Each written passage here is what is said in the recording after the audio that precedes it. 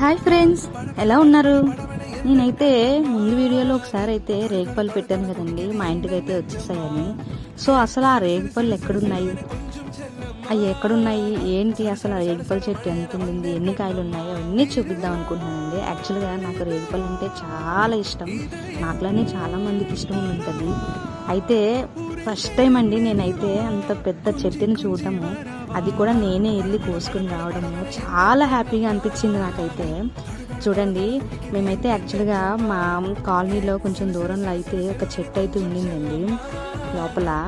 చూడండి ఎంత పెద్ద చెట్టు అంటే, నిజంగా ఏమో అంతది అన్ని దిక్కులా ఉంటుందో లేదో తెలియదు, కానీ అక్కడైతే ఉండింది. నేనైతే ఫస్ట్ టైం అండి కడప వచ్చిన తర్వాతనే అంత పెద్ద చెట్టు చూస్తున్నాను అండ్ రియల్గా కోసుకున్నాను కూడా. చాలా హ్యాపీ.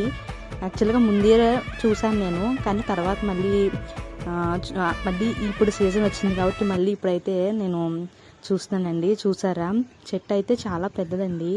యాక్చువల్గా మేము వెళ్ళే టైంకి ఆల్మోస్ట్ చాలా వరకు కాయలు అయితే కాసేసాయి, ఇంకా ఇంకొంచెం ఉన్నాయి, లేకుండా అయితే లేవు.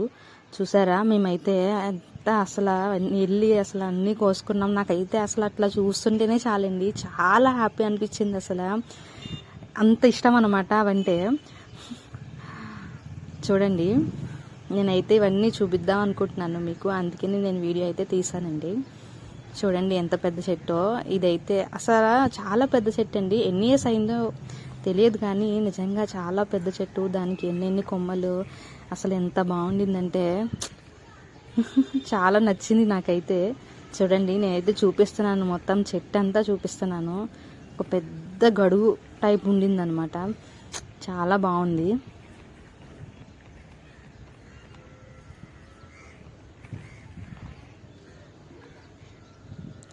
చూసారా ఎంత పెద్ద చెట్టో.